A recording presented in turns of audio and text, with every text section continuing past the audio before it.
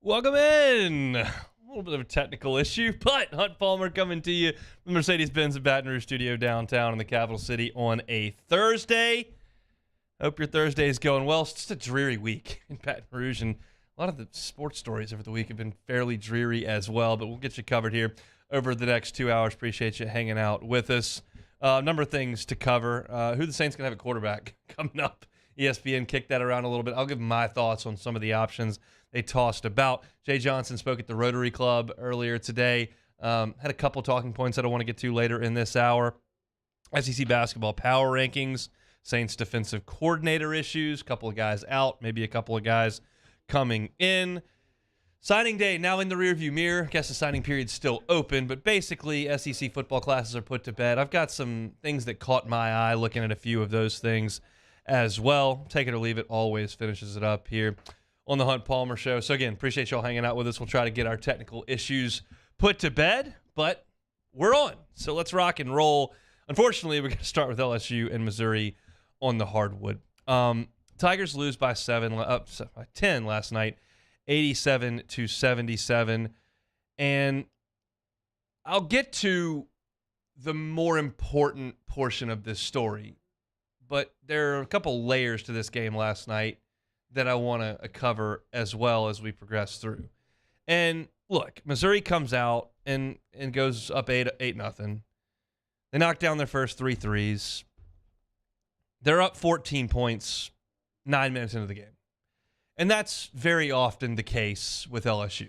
They just fall behind by a significant amount early in the game, and it's just a constant struggle to try to get back into it. In the first half, Missouri was 11 of 23 from three-point range. That's a 48%. And oh, by the way, they were 6 of 9 from two-point range as well. They scored 48 points in the first half. LSU can't keep up with that against anybody on their schedule. And they didn't keep up with it against Missouri. And the deal is that LSU continues to fall behind like this, and they do, more often than not really in Tuscaloosa, but other than that, have made a push. They made a push in College Station at one point. They've made some pushes at times, and they did last night. But when you fall behind 14, 16, 18 points like they do, and then you go on a 9-0 or a 10-0, you're still down 9. That's not exactly striking distance. At one point, LSU was down 11 and seemed to be in the rhythm of the game. There were 7 minutes and 30 seconds left in the game. LSU's down 11. And Miller got 2 wide-open looks at 3 and missed them both. And you heard John Sunvolt on the call be like, all right, he's got to make that one. And he just didn't. And that would have cut it to 8. And but you never got any closer than that.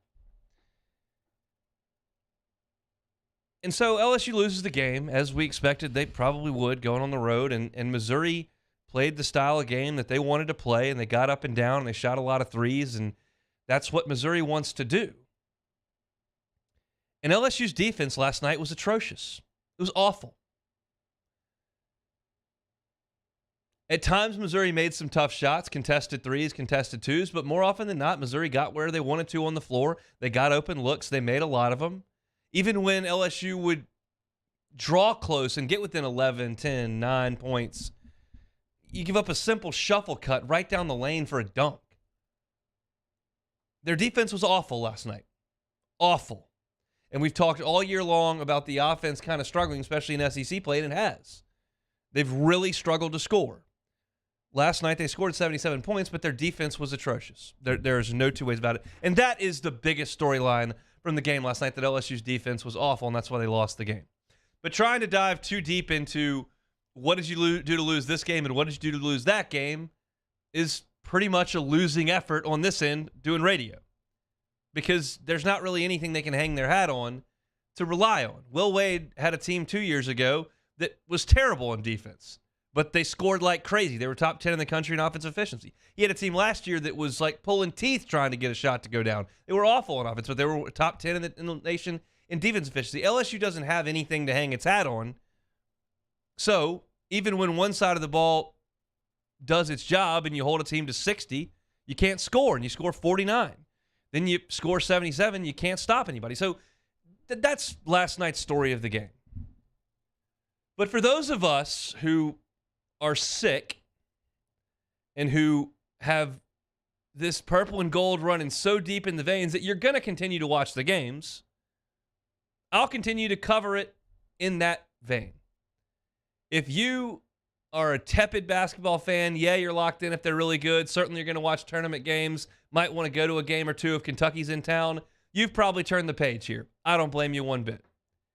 But if you're like me, and if it's purple and gold and they take the floor, I care.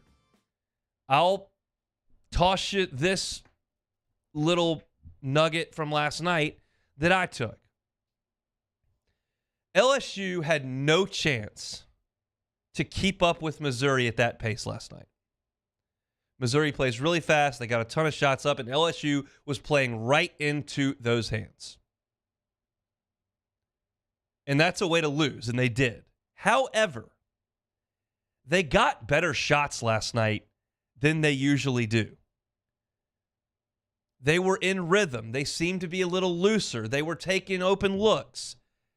And they scored 77 points. Now, the 77 points is not necessarily an indication of offensive efficiency because they shot 41% from the floor and they shot 33% from three and they turned it over 12 times. So it wasn't as if it was more effective necessarily, but the volume did create some more points and better looks, I think. I've been saying for 3 weeks now that LSU needs to slow it down. You got to slow Auburn down. You've got to slow Missouri down. You got to try to slow Alabama down. And that sounds good on paper because LSU can't keep up offensively. But, man, when LSU slows down and plays late in the shot clock, the looks they get are bad. Running floaters, contested shots around the rim from undersized guards, desperation threes by KJ or Miller. At least going this fast, they got more good looks. So maybe if you're Matt McMahon and you understand losing a game here or there is not going to hurt you, you don't have anything to play for in terms of the postseason. That goose is cooked. And quite frankly, I don't know how many building blocks for the next good LSU basketball team are on this team. It may be 5, it may be none. I don't know. Transfer portal makes that difficult to deduce. But if you're just talking about going out there, getting your guys to buy in, believe, have some fun, and maybe be a little bit more competitive, let's go play this tempo. Let's go run. Take a 3 early in the shot clock. That's fine. Scoring 49 isn't helping anybody. And maybe the team you play won't knock down 14 threes and shoot 50+% in the first half like Missouri did. Maybe they'll have an off shooting night, and the volume that you get may help you. Again, they didn't shoot it great last night. Adam Miller was 3 of 11 from 3. Juice Hill was 3 of 11 from 3. You shot 41% from the floor. You know, it's not the 20-something percent you've shot a couple of times, but it ain't lights out. You did turn the ball over some, but 4 came from Adam Miller. Maybe get up and run. Maybe that's the key to going and beating Vanderbilt, who likes to play fast. Maybe you can speed Ole Miss up or South Carolina. Maybe you catch Georgia on a night where they're not shooting the ball well. And this offense is a little bit more freeing to those guys. Because programs are built differently than they ever have been in college basketball. I laid out Texas yesterday for you. I've kind of been on this for 2 weeks. But it's not as if you're laying the foundation with guys who are going to be here 3 and 4 years with this team. Your biggest job, if you're Matt McMahon with this team, is to keep them engaged. And if running and gunning will keep them engaged and you can score 77 points, maybe that's a better option. Certainly more entertaining. And I do realize that LSU got 18 second chance points last night, which is not like LSU. And if you were listening yesterday, I gave you the scouting report. Missouri is the second worst defensive rebounding team in the nation. Only Merrimack is worse. So that gave you the opportunity to get some second chance points you may not get against better teams. So maybe those numbers are skewed a little bit. But again, if you're checked out, you're checked out. I get it. If you're like me, you're hooked on the thing. You're going to turn it on every single Tuesday and every single Saturday until they stop playing. That's my thought. Maybe running a little bit, moving a little bit, getting it rolling a little bit is the best way for this team to operate. There's just not a ton of positive to get to. They continue to lose by double digits. They continue to get behind early in games. They don't hang their hat on the defensive end because they're not great there. Can't hang your hat on the offensive end. You're not great there. It is just what it is. But if you're just trying to squeak 2 or 3 wins out, maybe the freed up style is the way to go. LSU loses at 87-77 last night up in Columbia, Missouri. Tigers have lost 9 in a row. They will play Alabama coming up on Saturday inside the PMAC.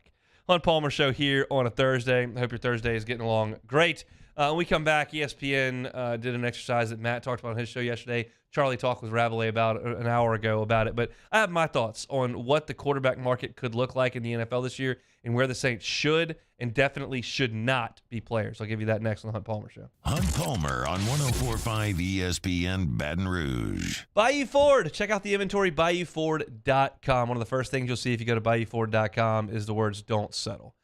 If you look around, you know that there aren't as many cars in the lot as you're used to over the course of seeing car lots in your life. That doesn't mean you can't get exactly what you want. You want a Mustang, you want an Expedition, an Explorer, maybe an F-150, maybe it's a Bronco you're interested in. You got a specific color, specific interior, you want the sunroof, you don't want the sunroof, you need room for the kids, you don't, bucket seats, bench, whatever it may be that you want, Bayou Ford can customize a vehicle to your needs. And they can turn it around in 60 to 90 days. So give Ben Gainey and his team a call and say, hey, this is kind of what I want. Ben will say, all right, we don't have that on the lot, or maybe we do. They don't. They can customize it and turn it around. And guess what? When that car comes in, they're going to drive it right to your front door with all that paperwork. You don't have to make a trip to the dealership ever if you don't want to. That's what Bayou Ford will promise you. And they'll also give you 1 million mile powertrain warranty on every new purchase over at Bayou Ford. 1 million mile powertrain warranty. BayouFord.com is the website. Bayou Ford, what they're going to do right by you. In times of need, get a full list of phone numbers, websites, and other important emergency information on the Demco Stormwatch page at 1045ESPN.com. Follow us on Twitter at 1045ESPN to cast your vote in the Citizens Bank and Trust poll of the day. Vote daily inside Off the Bench, anytime. Hunt Palmer. And after further review, Citizens Bank and Trust brings you the poll of the day via Twitter at 1045ESPN.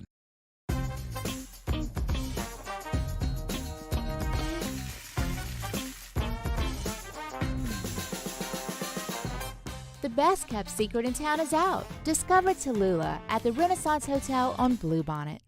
Bayou Ford has $4,000 off MSRP plus $1,000 Ford credit cash on new 22 Ford F-150 XLT trucks. That's $5,000 off plus 0% financing. And all new Bayou Ford vehicles come with a 1 million mile warranty. The crew at Bayou Ford is going to do right by you. Hi, I'm Brandon Landry, founder and CEO of Walker. Hi, my name is Dr. Craig Green. This is Ryan Terrio with HUDCoRoofing.com. Hey, it's Matt Moscona. No matter how big your commercial roofing job, HUDCO can help. My patients come to me because they trust that I can get the job done at a high level.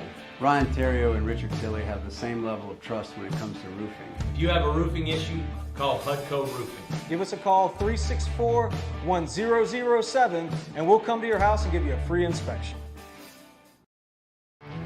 There it is, the extra mile, on the border of expected and extraordinary for those willing to go further, like vans customized for work or play, with safety and tech to keep you connected, supported by a 5-star sales, service, and finance team, and backed by the 1-star you know. So go the extra mile. It's never crowded, because so few have what it takes to go there. Mercedes-Benz Vans. Louisiana. It's a place defined by culture, by pride, by passion, by people who do more than love this place. They celebrate it, elevate it, champion it. They are the individuals who embody what makes Louisiana great. The companies that make Louisiana a better place to work and live. the nonprofits leading transformational change in our communities. Champions of Louisiana are all around us, and LWCC is proud to celebrate them because we've always been Louisiana loyal, supporting the workers, the innovators, the change agents of this great place we call home. Who are the champions around you? Together, we can share their stories. Together, we can help our home state thrive. Together, we are Louisiana loyal. Always.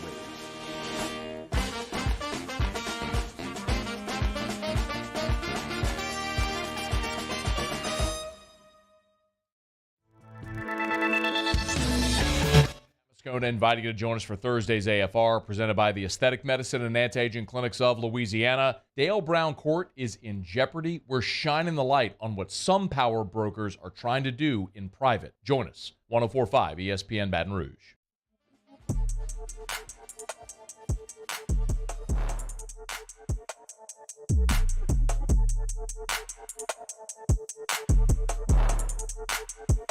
This is Hunt Palmer on 104.5 ESPN Baton Rouge. All right, let's talk a little Saints here on a Thursday. We all knew, as Drew aged, that there would come a time where the Saints would have to find their next quarterback. And that is, for the most part, very, very difficult. It is rare that Peyton Manning rides off into the sunset and Andrew Luck shows up. It is rare that Brett Favre decides he's out of there and Aaron Rodgers shows up. It just doesn't happen very often. And we knew that. But now is the time to try to figure it out. It's been the time for a couple of years. And right now, the only thing that's apparent with the Saints' future at quarterback is that it's uncertain. But you've got an offseason upon you now to decide what you want to do.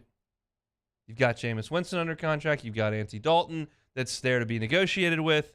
And then the quarterback carousel will turn. And NFL Nation over at ESPN decided to take beat writers and NFL insiders and just simulate the quarterback carousel in the NFL. And, of course, the Saints are a relevant talking point in that carousel. So I'll give you kind of my thoughts.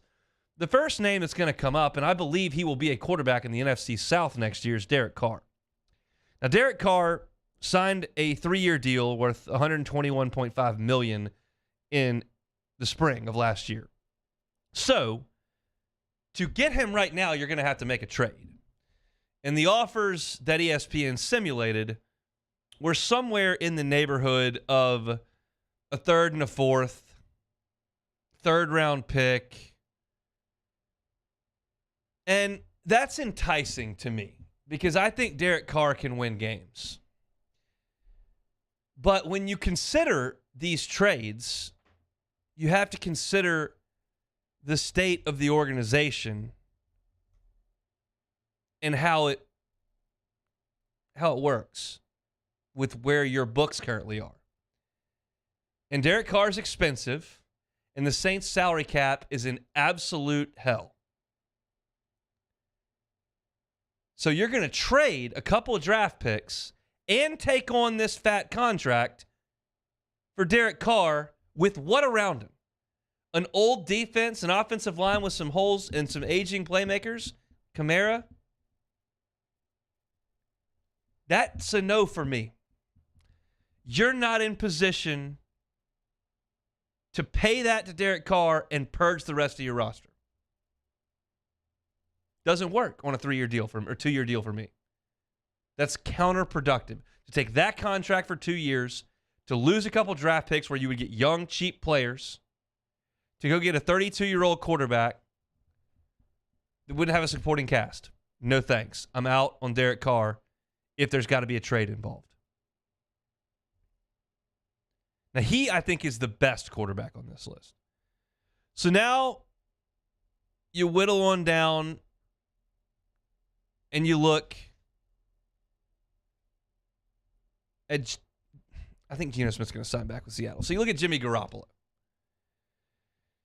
Jimmy Garoppolo is not going to be back in San Francisco. So you can go after him in free agency. And I think Jimmy Garoppolo is a decent quarterback. I think he's better than what you've got. The offer that the Saints have put in this simulation is 3 years with $44 million guaranteed. It says $66 million, but $44 guaranteed. $20 million signing bonus, $6 million in cap in year one, $10 million roster bonus in year two, and a $6 million roster bonus in year three.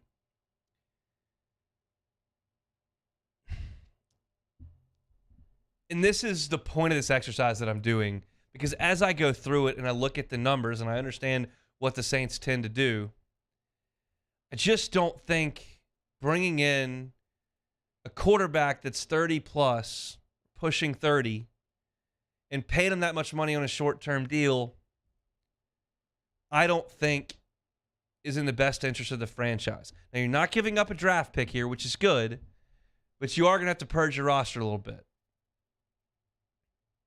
because the numbers have got to work. Not that Garoppolo is super expensive, but that's iffy for me. It's not a no. The Derek Carr thing with the draft picks is an absolute no. This Garoppolo deal, maybe. I'd have to know more about what you were going to do with some other guys. I think Jameis Winston moves on. They've got him going to the Colts here on a one-year deal. They've got Andy Dalton re-signing with the Saints, which is something that I think is pretty likely. But then you move down to like Jacoby Brissett. Jacoby Brissett and Andy Dalton's numbers were fairly comparable last year. Neither was the starter in every game, and you just kind of average it out and look at the turnovers, look at the touchdowns.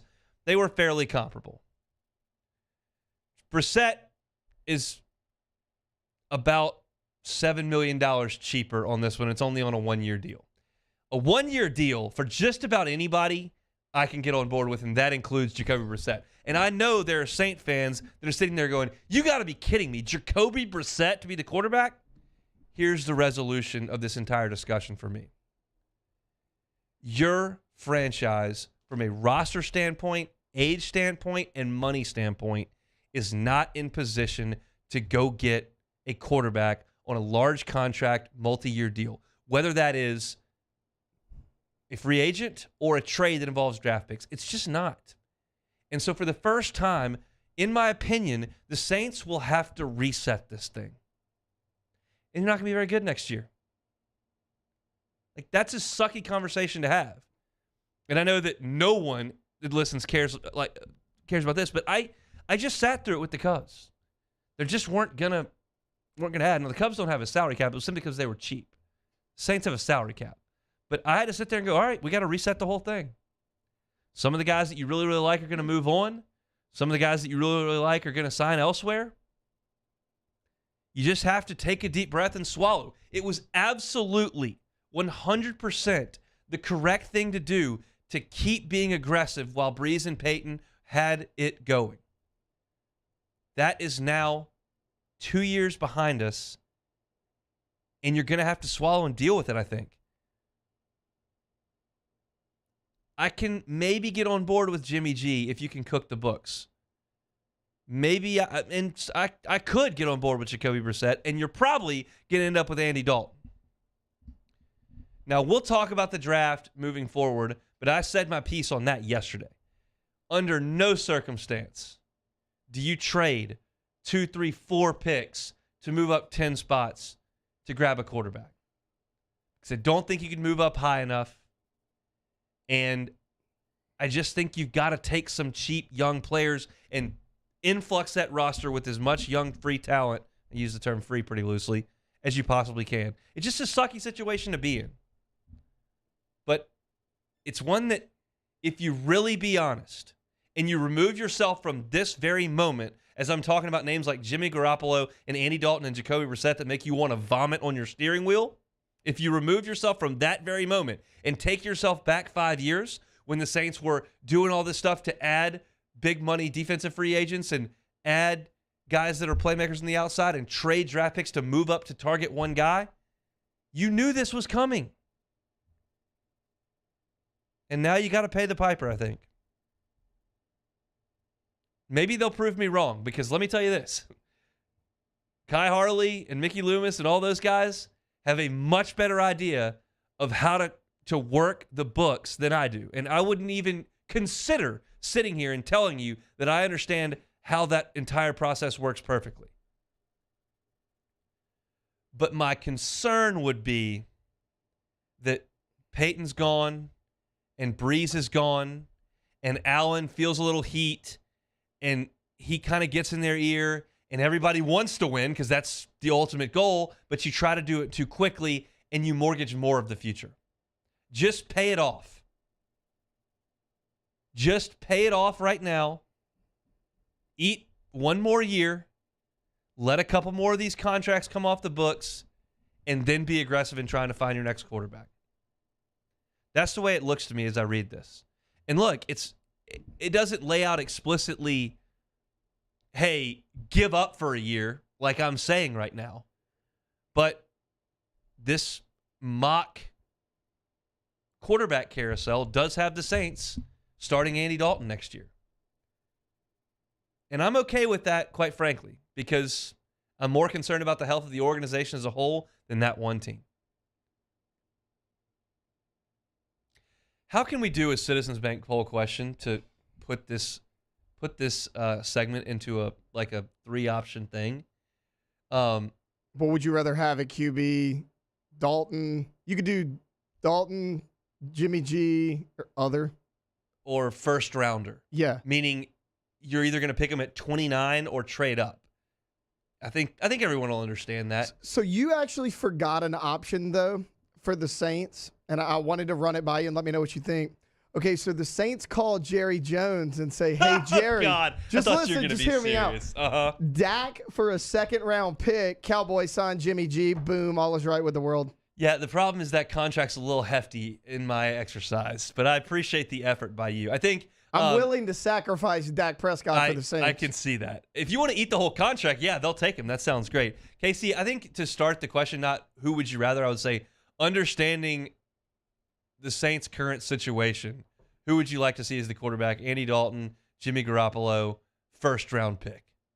And we'll see if people understand. I think still more voters than not are just going to view this straight through a how do we win week one lens, because that's the way people think, and that's the way that it's easiest to think and probably the healthiest to think. But I think it's time to pay it off. We'll see. Look, and I'll be pretty honest. My perspective is far different from Charlie's and Matt's and T-Bob's because they live and breathe the black and gold, Jimmy as well. But they also have been following this a little bit longer and probably have a better handle on it than me. I try to read as much as I can on the Saints and on the NFL because it's a little bit new to me to discuss in depth. I've been more of a casual fan of the NFL than I have been a coverer of the NFL. And so I'm just trying to read as much as I possibly can, and this stuff helps me to go through it. And that's the way I feel. So maybe the poll will disagree with me. We shall certainly find out. Jay Johnson spoke to the Baton Rouge Rotary Club today and mentioned Trey Morgan and where he might play defensively this year. I have my thoughts on that. We'll get to it next on the Hunt Palmer Show. Hunt Palmer on 104.5 ESPN Baton Rouge. LWCC is Louisiana loyal. They're elevating and celebrating champions of Louisiana every day here on the Hunt Palmer Show. And we've been telling you about Hunters for the Hungry. We know how big a deal hunting and fishing is in our state. Whether it's just a hobby or whether it's part of our economy, it is a massive, massive deal. And Hunters for the Hungry is a nonprofit that was founded by a group of local hunters to share the game and fish that they harvest every year with the needy. Unbelievable programs like the Clean Out Your Freezer Day, which is held in September, where sportsmen previous to their upcoming season clean out that freezer, send it out to the drop locations throughout the state where it's packaged and delivered to those in need so they've got room for that harvest each and every year. It's things like that that make Hunters for the Hungry such a great, great, great organization in our great state. Listen to this part of this read. It's one thing you listen to. We want to tell stories about people that are doing great things in our great state. We want to tell stories about nonprofits that are doing great things in our great state. And LWCC gives us the opportunity to do that with their Champions of Louisiana campaign. So if you go to lwcc.com/champions, nominate a nonprofit, nominate a person that's doing awesome stuff. Let LWCC look that over and give us the opportunity to tell their story. Hunters for the Hungry is our champion of Louisiana. As always, it's presented by LWCC. Our listeners fire off their opinions on the jimsfirearms.net hotline at 499-1045. Keep listening for your next chance to shoot us your thoughts with the jimsfirearms.net hotline on 1045 ESPN Baton Rouge. There it is, the extra mile, on the border of expected and extraordinary for those willing to go further, like vans customized for work or play, with safety and tech to keep you connected. Supported by a 5-star sales, service, and finance team. And backed by the 1-star you know. So go the extra mile. It's never crowded because so few have what it takes to go there. Mercedes-Benz Vans. I had to leave my parents. I had to move schools. I don't know anyone here. Everything keeps changing. Why is this happening to me? I'm sure glad you're here. Change a child's story. There's a child in foster care waiting for a volunteer like you.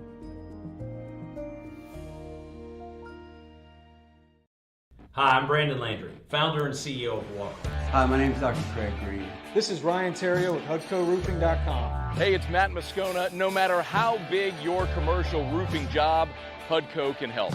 My patients come to me because they trust that I can get the job done at a high level. Ryan Terrio and Richard Tilley have the same level of trust when it comes to roofing. If you have a roofing issue, call HUDCO Roofing. Give us a call, 364-1007, and we'll come to your house and give you a free inspection. Bayou Chrysler Dodge Jeep Ram has $8,500 off new 2022 Ram 1500s. New 2022 Ram 1500 trucks on our lot now with $8,500 off MSRP. All new Bayou vehicles come with a 1 million mile warranty. If you need sales or service, the crew at Bayou is going to do right by you. Start your day with news and newsmakers. Start your day with traffic, weather, and local stories that are important to you. Kickstart your day every day. Mornings with Brian Haldane from 6 to 9 a.m. Weekdays on Talk 107.3.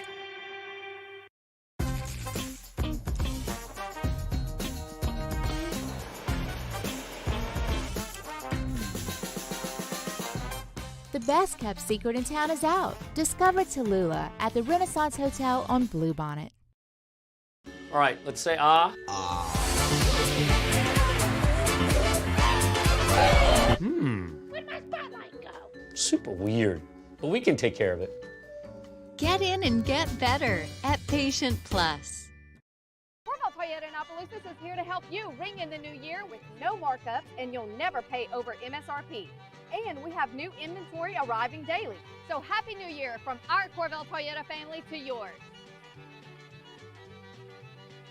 Follow us on Twitter at 1045ESPN to cast your vote in the Citizens Bank and Trust poll of the day. Vote daily inside Off the Bench, anytime.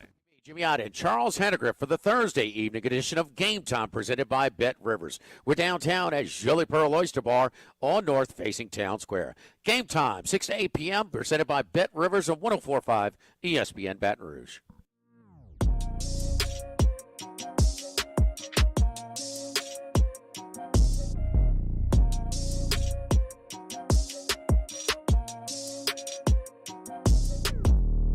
You're listening to Hunt Palmer on 104.5 ESPN Baton Rouge.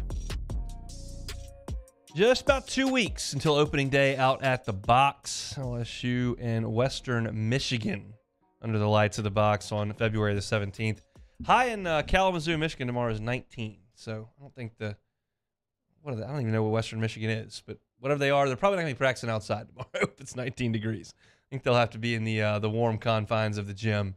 But that's usually the case with a lot of teams that LSU has an opening weekend. But Jay Johnson took some time to chat with the Baton Rouge Rotary Club today and saw some video clips from it, some of the answers that he gave. And one was about Trey Morgan, and the question arose of where he's going to play defensively. And when LSU added Tommy White this year and you saw what could shake up in the infield, the thought was maybe Trey can transition to the outfield and help you there, and you can put another bat at first base. And some people that are listening would say, well, why in the world would you move Trey Morgan off first base? He's such a good defensive first baseman. That's very important to this LSU team. Infielders made some poor throws last year. Trey Morgan's there to help him out. You can't move him off first base. Well, you're right. Jay Johnson did say today that Trey Morgan is going to play first base, and said also that you're not going to get to see him pick and stab a bunch of balls in the dirt this year because the infielder's going to make a lot better throws, and that drew a little bit of a laugh from the Rotary Club. This all came up because Trey Morgan profiles as a corner outfielder in Major League Baseball. And you would say, well, why would he profile like that in Major League Baseball if he's such a good defensive first baseman? Well, he could play first base defensively in the major leagues. There's no question about that. But in Major League Baseball, you have to hit a lot of doubles and a lot of home runs as a lineup. And for the most part, catchers, second basemen, shortstops, even though that's changing, center fielders don't hit a lot of doubles and home runs. So you have to find places. That's half your lineup. You have to find places in your lineup for doubles and home runs, and you can find someone who can play first base that can hit doubles and home runs. It's a bonus if you find Freddie Freeman or Anthony Rizzo that's an elite defensive player that also hits a lot of doubles and home runs. But Trey's not going to hit with a lot of power, I don't think, in his pro career. Some, he will hit for more. He's going to hit for more power this year than he has in the past. He weighs a little bit more, but he's a pure contact, opposite field, line drive, base hit hitter. He has a good eye for the plate, and he's a great college hitter. But the profile that he plays under doesn't fit at first base, where you need somebody that has a potential to hit 30 home runs. And Trey, right now, I don't see that. So that's where that discussion came from. And the fact that Tommy White didn't play defense last year, really at all at NC State. He was the DH for most of the year. I'm like, well, where's he going to play? He must have to play first. There's the stash in the bat type deal. But Tommy White has acquitted himself very nicely at third base in the fall and again in the spring. So he's going to be able to play there. Trey's going to play first. You've got options in the outfield. We know what Josh Pearson is. We know what Dylan Cruz is.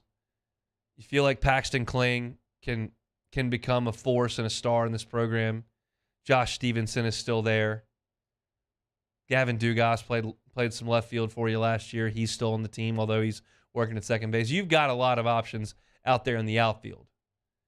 And that means Trey can settle in very nicely at first base. I will caution you this, and this is not that big a deal because Trey's going to play first base. But I sensed some people, when discussing LSU's defense last year and entering this year, they would say, you can't move Trey Morgan off first base because he saves all these runs, and they make such bad throws, and he picks it out all the time. And you're not wrong. Like, he did do a very good job of picking a lot of poor throws last year. There's no doubt. But watch the teams that come in. I promise you Trey Morgan's not the only guy that picks the ball out of the dirt at first base. I promise. It happens a lot. College first baseman, pretty good more often than not at picking it up. But I love the fact that Trey Morgan's been playing first base. He's excellent with his hands over there. Needs to get in front of the ball and ground balls a little bit more. Had a huge one against Auburn that got by him. But he's a superb first baseman, and it's going to be the first baseman for this LSU team. So any discussion of moving him around or to left field or whatever, not necessarily in the cards at the moment, which I think is a good thing for everyone listening. There's another cool story that has come out over the last 24 hours about LSU baseball. Jacques Doucet from over at Channel 9 had this story. And again, this is really, really cool. And I think something that everyone can get behind and understand that not everything in college sports is so gross and so disgusting and so under the table and so immoral and so much different than it was 20 years ago. It's not all bad, I promise. Thatcher Hurd, who's from Manhattan Beach, California, pitched at UCLA last year, has come over and is very likely going to be in LSU's weekend rotation from the start this year. Has a chance to be a first-round pick when his time in college is done after the next 2 years. But he does have some NIL opportunities here in Baton Rouge, as a lot of the baseball players do. And he's made the decision that he's going to donate all of his NIL money to area charities. And he started that very recently. And if you look over at Jacques' Twitter, at Jacques Doucet, you can see that he's got a picture up of Thatcher Hurd. And the caption says that Thatcher Hurd has decided that he's going to donate 100% of the NIL money he's received to the Greater Baton Rouge Food Bank.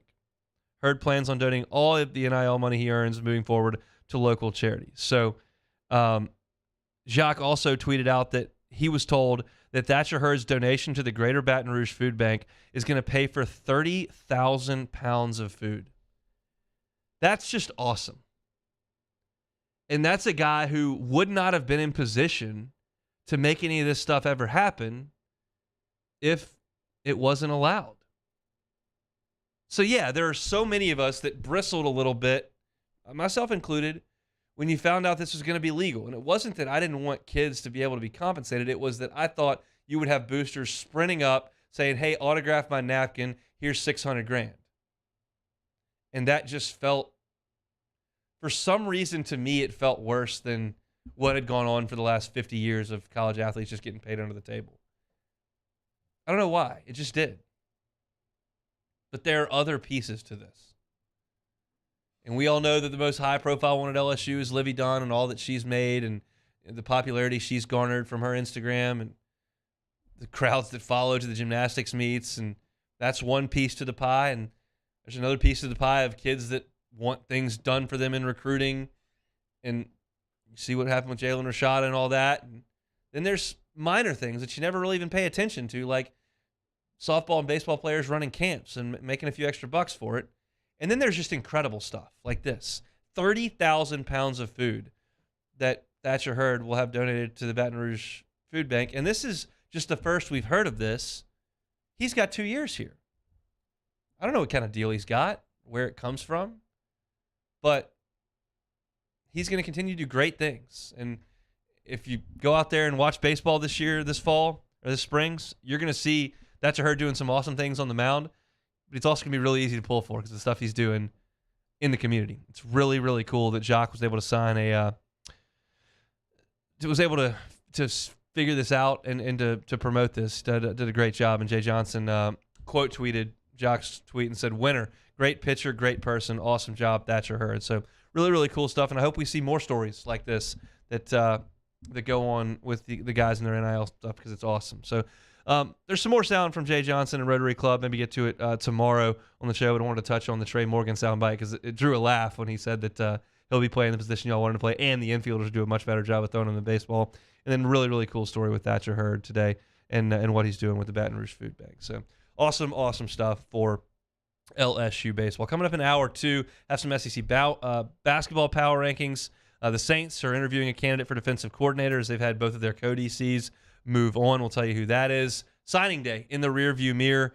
And so I want to give a snapshot of what that looks like for every SEC program. Some coaches doing a really good job. Some coaches, I'm kind of looking at it going, I don't know if that's going to get it done. We'll tell you about that coming up at 2:30. But when we come back, there is a college football story that is quite honestly hysterical to me. And I'll tell you why, but it's mind-numbingly frustrated for fans of that school. We'll tell you who it is and what it is next on the Hunt Palmer Show. This is Hunt Palmer. In times of need, get a full list of phone numbers, websites, and other important emergency information on the Demco Stormwatch page at 1045ESPN.com. There it is, the extra mile, on the border of expected and extraordinary, for those willing to go further, like vans customized for work or play, with safety and tech to keep you connected. Supported by a 5-star sales, service, and finance team. And backed by the 1-star you know. So go the extra mile. It's never crowded because so few have what it takes to go there. Mercedes-Benz Vans. At Auctioner, we know healing is a team sport. That's why we've partnered with world-renowned orthopedic surgeon Dr. James Andrews to create the Auctioner Andrews Orthopedics and Sports Medicine Institute. Whether you're a professional athlete or a weekend warrior, our team of specialists are dedicated to getting you back in the game. So whatever your reasons are for reaching your personal best, we've only got one. You. Auctioner Andrews Institute. Long live you. Louisiana. It's a place defined by culture, by pride, by passion, by people who do more than love this place. They celebrate it, elevate it, champion it. They are the individuals who embody what makes Louisiana great. The companies that make Louisiana a better place to work and live. the nonprofits leading transformational change in our communities. Champions of Louisiana are all around us, and LWCC is proud to celebrate them because we've always been Louisiana loyal, supporting the workers, the innovators, the change agents of this great place we call home. Who are the champions around you? Together, we can share their stories. Together, we can help our home state thrive. Together, we are Louisiana loyal. Always.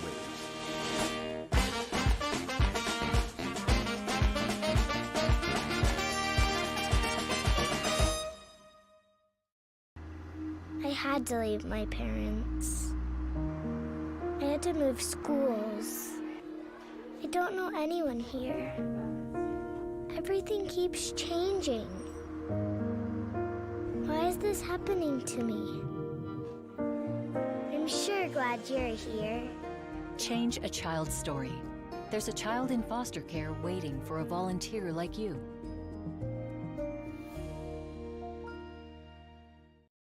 Hi, I'm Brandon Landry, founder and CEO of Walk. Hi, my name is Dr. Craig Green. This is Ryan Terrio with HUDCORoofing.com. Hey, it's Matt Moscona. No matter how big your commercial roofing job, HUDCO can help. My patients come to me because they trust that I can get the job done at a high level. Ryan Terrio and Richard Tilley have the same level of trust when it comes to roofing. If you have a roofing issue, call HUDCO Roofing. Give us a call, 364-1007, and we'll come to your house and give you a free inspection. Moon Griffon is back. The voice of Louisiana politics makes his return to Baton Rouge. Catch the Moon Griffon Show weekdays from 9 to 11 a.m. on Talk 107.3. Gulf Coast Bank and Trust is giving our customers the power to bank anywhere, anytime during this challenging event. And we're right there with you. Our mobile banking app is a smart way to manage your money and time. Gulf Coast Bank and Trust, the bank that cares about you.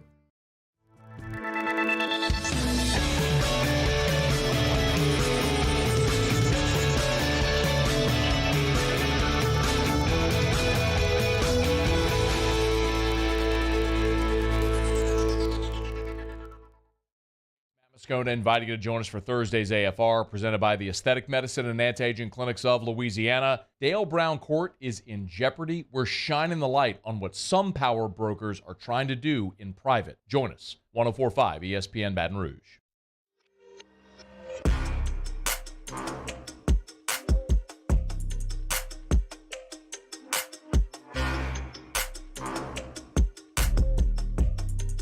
This is Hunt Palmer on 104.5 ESPN Baton Rouge. So we love our college football here, right? Very passionate about the Tigers. Feel like you pay attention to recruiting, pay attention to coordinator hires, certainly what the head coach is doing. You're looking at the depth chart. You're reading spring football reports. You love your tailgating on Saturdays. You listen to us. The passion is there. And when things are great, God, things are great. It brings you so much joy. But when things are frustrating, it gets amplified because of the passion that you have. And there was an announcement made today by one college football program's head coach that basically sent the fan base into a tailspin. Twitter exploded. It was a scene. And I'm sitting back here because I don't give a rip about this program, thinking this is hilarious. But try to put yourself in this fan base's seat as I lay this out for you. I'm talking about the Iowa Hawkeyes.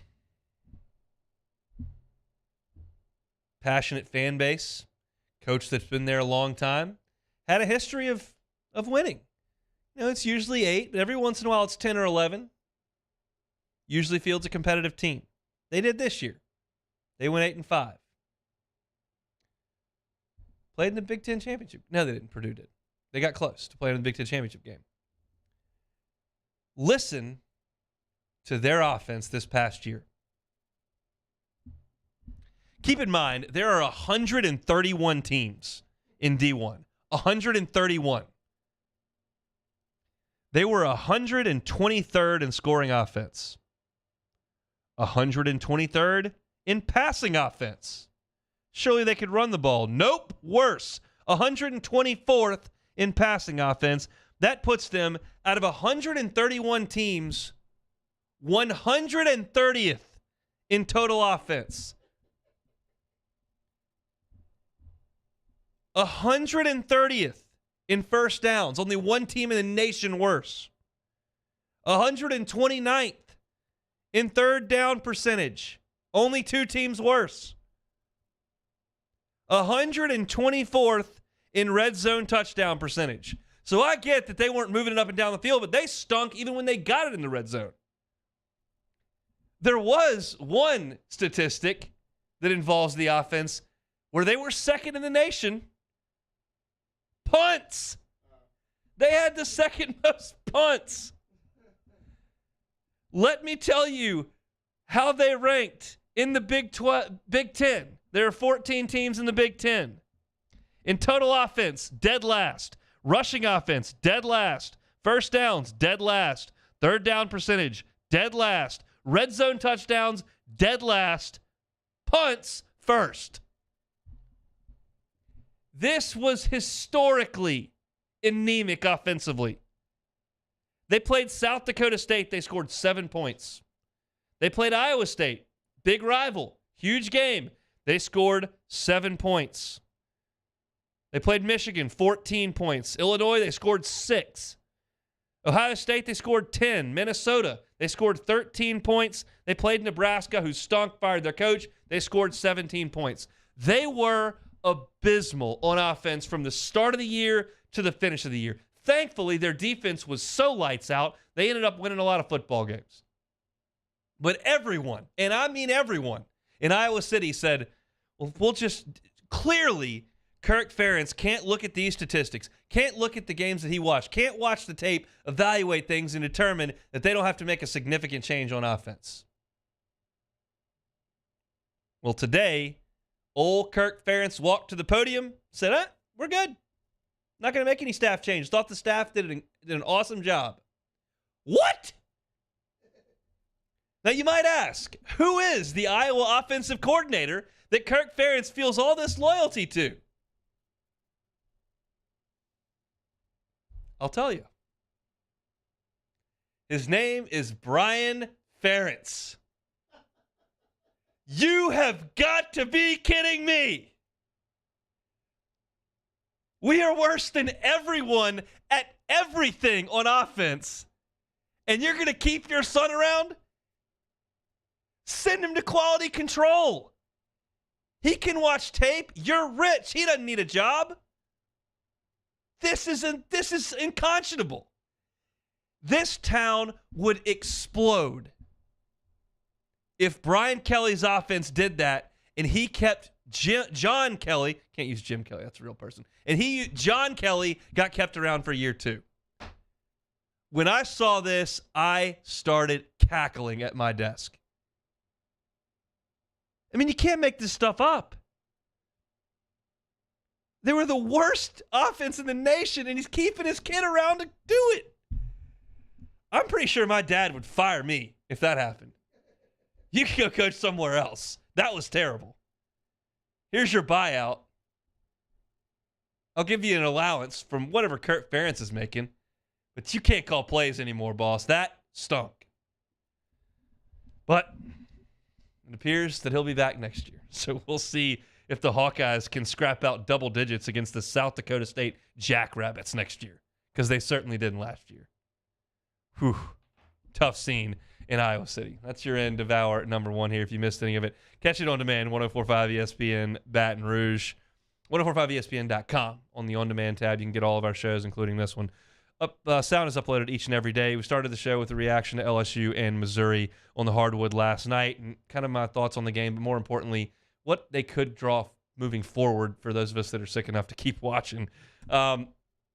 Gave the Saints quarterback carousel a whirl at 1:15, And then a little baseball talk at 1:30. Trey Morgan staying at first base. Thatcher Hurd donating all of his NIL money to charity, which all that story was really good. So catch it all on demand on the on-demand page on 1045ESPN.com, Apple Podcasts, Spotify, YouTube, wherever you catch your audio or video. Loaded hour number 2 coming at you. I'm going to talk about Saints defensive coordinator candidates as their 2 co-DCs have moved on. Going to talk about the SEC on signing day as that's come and gone, and we'll come back after SportsCenter with some SEC power rankings for you on the hardwood. Don't go anywhere. We'll be back here after SportsCenter. You're listening to the Capital City's leader in sports talk, 104.5 ESPN Baton Rouge. Follow us on Twitter at 1045ESPN to cast your vote in the Citizens Bank and Trust Poll of the Day. Vote daily inside Off the Bench, anytime. Hunt Palmer. And after further review, Citizens Bank and Trust brings you the Poll of the Day via Twitter at 1045ESPN. I had to leave my parents. I had to move schools. I don't know anyone here. Everything keeps changing. Why is this happening to me? I'm sure glad you're here. Change a child's story. There's a child in foster care waiting for a volunteer like you. Bayou Ford has $4,000 off MSRP plus $1,000 Ford credit cash on new 22 Ford F-150 XLT trucks. That's $5,000 off plus 0% financing. And all new Bayou Ford vehicles come with a 1 million mile warranty. The crew at Bayou Ford is going to do right by you. Start your day with news and newsmakers. Start your day with traffic, weather, and local stories that are important to you. Kickstart your day every day. Mornings with Brian Haldane from 6 to 9 a.m. Weekdays on Talk 107.3. Louisiana. It's a place defined by culture, by pride, by passion, by people who do more than love this place. They celebrate it, elevate it, champion it. They are the individuals who embody what makes Louisiana great. The companies that make Louisiana a better place to work and live. The nonprofits leading transformational change in our communities. Champions of Louisiana are all around us, and LWCC is proud to celebrate them because we've always been Louisiana loyal, supporting the workers, the innovators, the change agents of this great place we call home. Who are the champions around you? Together, we can share their stories. Together, we can help our home state thrive. Together, we are Louisiana loyal. Always.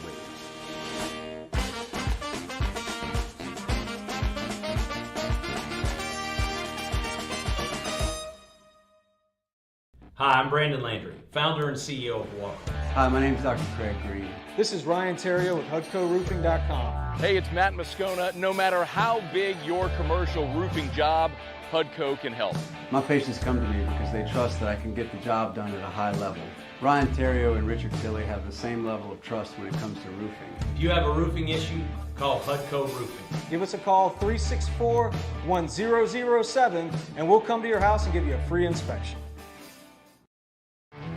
There it is, the extra mile, on the border of expected and extraordinary for those willing to go further, like vans customized for work or play, with safety and tech to keep you connected, supported by a 5-star sales, service, and finance team, and backed by the 1-star you know. So go the extra mile. It's never crowded because so few have what it takes to go there. Mercedes-Benz Vans.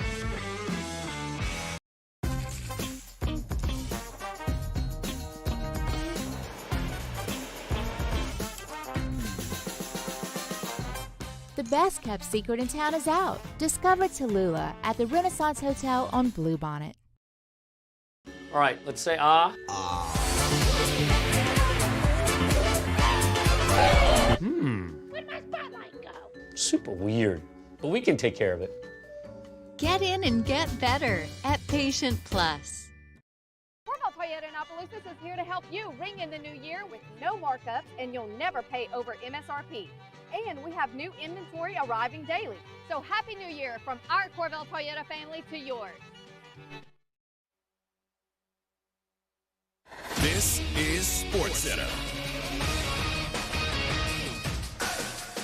I'm Doug Brown. Super Bowl 57 is still 10 days away, so there's plenty of time for stories like this one. Giants safety Julian Love talking about Eagles coach Nick Sirianni today on the NFL Network's Good Morning Football. He's a guy who really is doing a good job because he's not getting in the way of his team. He has an experienced roster from top to bottom, offense, defense. You see this stuff, though? Like, what's your reaction as a player? And that guy's doing that. I don't like it. I don't like it at all. I mean, he's in for a free ride right now. You guys can coach this team. Julian Love of the Giants reacting to Sirianni's expressions during the Eagles' decisive divisional round win over the Giants. ESPN's Adam Schefter reports Vic Fangio will be the new defensive coordinator for the Miami Dolphins. There'd been speculation he might go elsewhere, but Fangio will officially take the Miami job after the Super Bowl. He's been working as a defensive consultant for the Eagles this season. American League batting champ Luis Arraez wins his arbitration case. He'll get $6.1 million from the Marlins. The Twins traded Arraez to Miami in January. The new Venture X card from Capital One. Earn 10x miles on hotels and rental cars and 5x miles on flights when you book through Capital One Travel, plus 2x miles on all other purchases. Capital One. What's in your wallet? Terms apply. See CapitalOne.com for details. Now, Hunt Palmer on 104.5 ESPN Baton Rouge. Holding down the middle of the day. Live from the Mercedes-Benz of Baton Rouge studios. This is Hunt Palmer. Hour number 2 on a Thursday here in the capital city, working towards the weekend. Hope your week's been awesome. Appreciate y'all hanging out with us here on 104.5 ESPN Baton Rouge. Jam-packed hour number 2 coming at you. We'll talk a little Saints and what they're going to do defensive coordinator-wise coming up in the next segment. Plus, a little signing day reaction later on in the show. Crazy story out of Champaign / Iowa that we'll talk about a little later, too. A little bit of a feud between student sections and tickets and Boys and Girls Club. We'll get to it. We're going to start with SEC basketball power rankings here on this Thursday. Both of the top teams that have held those spots all year got beat pretty good over the last 6 days. Alabama got thumped by Oklahoma in the SEC Big 12 Challenge, and Tennessee went down to the Swamp last night and lost to Florida. Just offense was nowhere to be seen for the Vols. Defense was still pretty good. Couldn't throw it in the ocean. But that doesn't mean that I'm changing my thoughts on where those two teams stand. Alabama still number 1 in my power rankings. 19-3 overall, 9-0. It's just part of it. And you're just not going to go through a season where it all goes great. That's why the run that Kentucky went on all the way to the Final Four before Wisconsin got them with that Karl Anthony Towns team in Cal was so impressive. Gonzaga, I don't give quite as much credit, even though they have lost a game in conference play this year because they're just minimum boys. But in the Power 5, when you've got a great team, it's just going to be a couple of days where it doesn't work out for you, and you just hope it doesn't show up in March. And that's kind of the foundation I'm laying with LSU fans for this baseball season is, it sounds really fun, and it's going to be really fun. There's just going to be some days and weeks where it's just not there, and that's just part of it. And Bama just did not have it on Saturday on the offensive end or the defensive end, and Oklahoma just wore them out. But they certainly took it out on Vanderbilt earlier this week, and I think they're going to be just fine. So I've got Bama number 1. I still got Tennessee at 2 because Tennessee does have one thing they can lean on. They're going to get stops. And more often than not, they'll find a way to score. Vescovi's still battling through an injury. Zakai Ziegler wasn't great last night. Josiah Jordan-James is not a high percentage shooter per se. I mean, they got a huge game from Kamwa over the weekend, which doesn't happen all the time. Plavšić is a bad free throw shooter and isn't super efficient. And sometimes it'll go in the deep freeze on offense, but defense should keep them in just about every game. So those two teams I've got at the top at 1 and 2. This pains me, but I've watched enough now. They got work to do to get in the NCAA tournament, but they're a tough out. And that's A&M who've got a 3. And, yeah, they lost in Fayetteville. But I watched a lot of it, and they're competent. They defend like crazy. They rebound. They play with some confidence as a team that's 7-2 in the league would. They probably weren't in December, but I'm a believer right now in what they're doing. I don't know that they're a threat to make a deep run, because I think there are enough warts and a little bit of a lack of talent that'll stop you at some point in a brutal tournament. But I think they're going to do pretty well in the SEC, and I think it may get them in. So I got A&M at number 3. I've got Auburn at 4.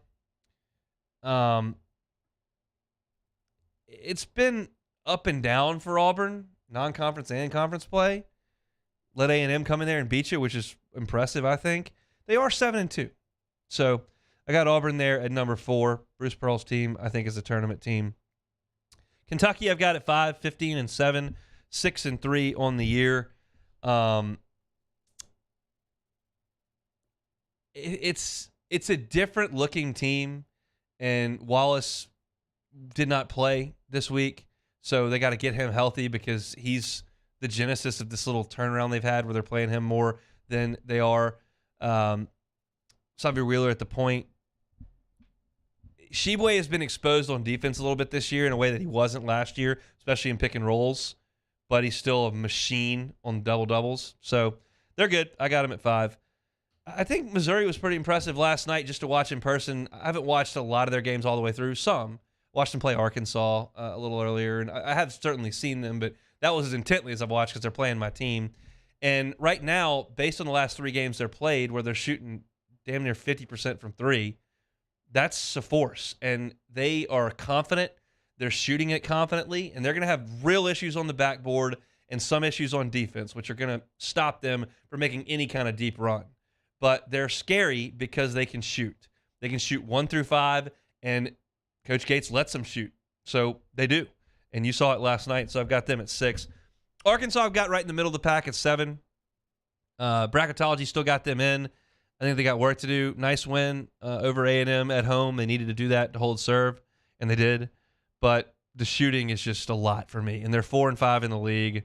So unless Nick Smith comes back, which Jimmy Dykes keeps saying he's going to come back, and that's not him making it up. He lives in Fayetteville, and he talks to the team all the time. He goes to practice all the time. Nick Smith has obviously told him that he's going to come back, but they're just not there yet. And that would change things, but I don't know how much Arkansas can count on that. It's the same deal that LSU baseball went through with Jake Latz forever and may go through with Javen Coleman this year. Not that those guys are their best players, like you would see from Nick Smith, where he would be their best player. But it's hard to imagine he's going to be a huge factor in the season. So I've got them at 7. Florida is 6-3 in the league, so 2 games behind Arkansas. But I still think that they're worthy of an 8 spot here, right in the middle. I think Todd Golden's doing a good job with that team. They play pretty good defense. They've been good enough on offense, and they've got a 6-3 record in the league, which is impressive. I got Georgia here at 9. They're 4-5 in the league, 14-8 overall. That Auburn win still stands out to me as a pretty good one. And when you start getting down to this end of the SEC, the good wins are few and far between for some of these teams because it's about to get pretty hairy. So I like Georgia at 14-8. Their guards have been really good all year. Vanderbilt's 3-6. They're 10-12 overall, so their record is almost the worst in the league. But I don't think they are because I like the way they play offense, and I've said that for the last couple of years of weeks now. That'll be another one at LSU probably getting an up and down match when that day comes, and Vanderbilt can be pretty good in those situations.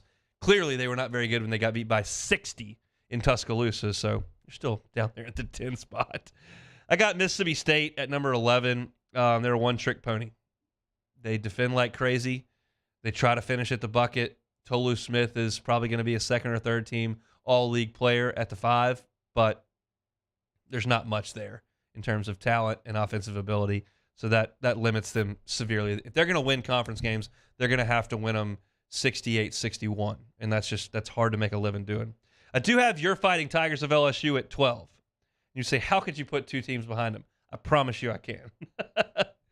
LSU has some skins on the wall with a win over Arkansas, a tough game against Kansas State, a win over Wake Forest. Yeah, they've been atrocious in conference play. So have the next 2 teams, and their losses are way worse.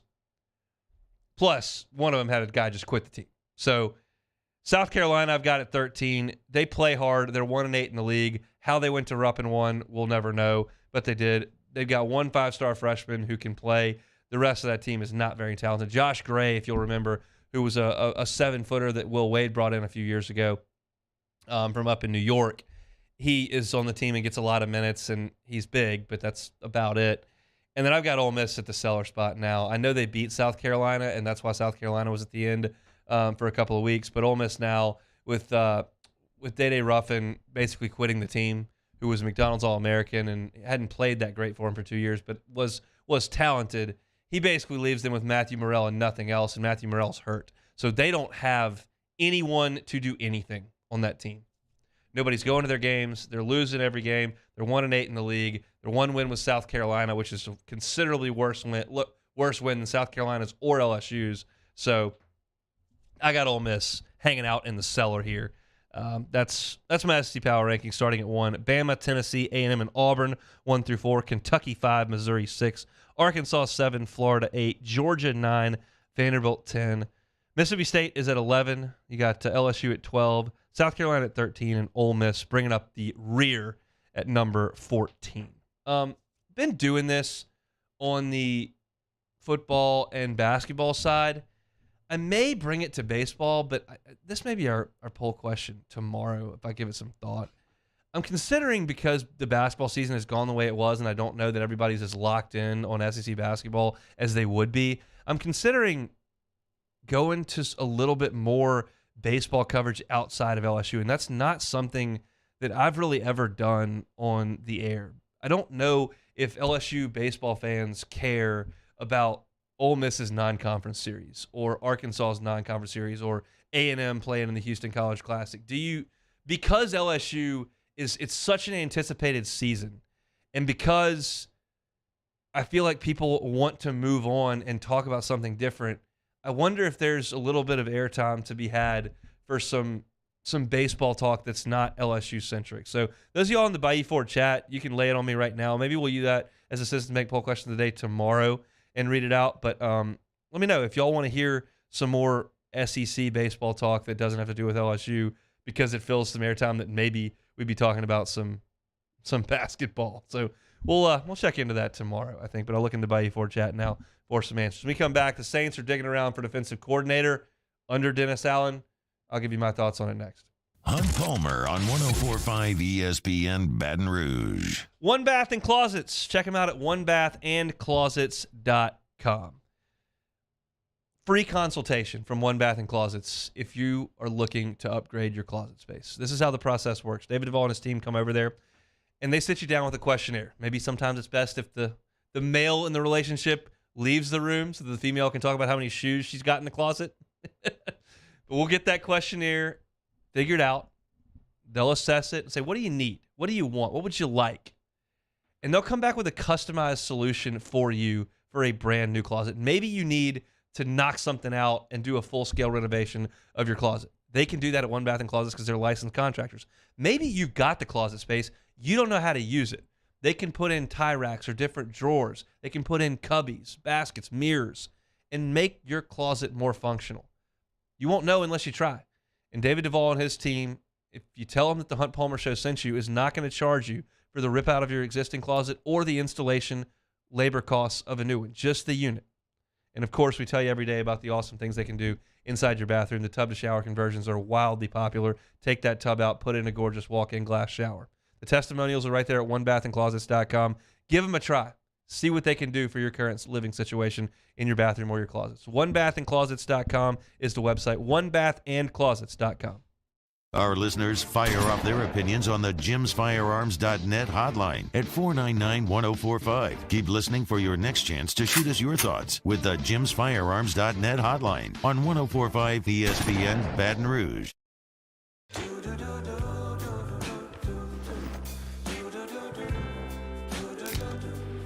I've got that blue sky. I've got that sunshine.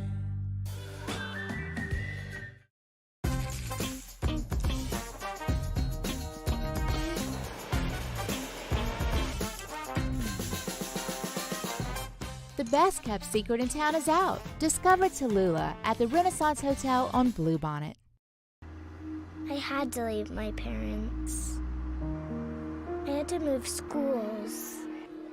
I don't know anyone here. Everything keeps changing. Why is this happening to me? I'm sure glad you're here. Change a child's story. There's a child in foster care waiting for a volunteer like you.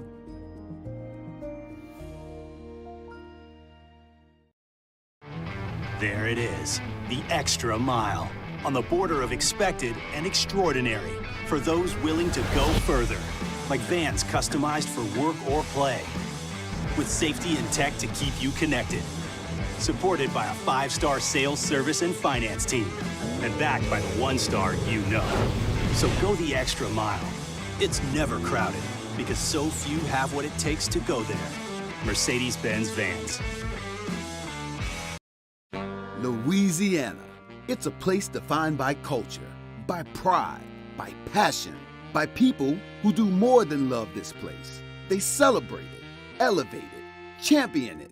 They are the individuals who embody what makes Louisiana great. The companies that make Louisiana a better place to work and live. The nonprofits leading transformational change in our communities. Champions of Louisiana are all around us, and LWCC is proud to celebrate them because we've always been Louisiana loyal, supporting the workers, the innovators, the change agents of this great place we call home. Who are the champions around you? Together, we can share their stories. Together, we can help our home state thrive. Together, we are Louisiana loyal. Always.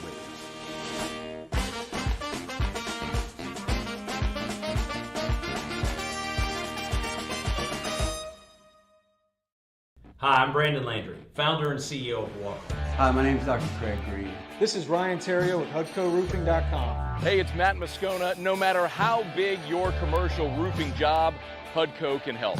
My patients come to me because they trust that I can get the job done at a high level. Ryan Terrio and Richard Tilley have Jimmy Ott and Charles Henniger for the Thursday evening edition of Game Time presented by Bet Rivers. We're downtown at Jolie Pearl Oyster Bar on North facing Town Square. Game Time, 6 to 8 p.m. presented by Bet Rivers on 104.5 ESPN Baton Rouge.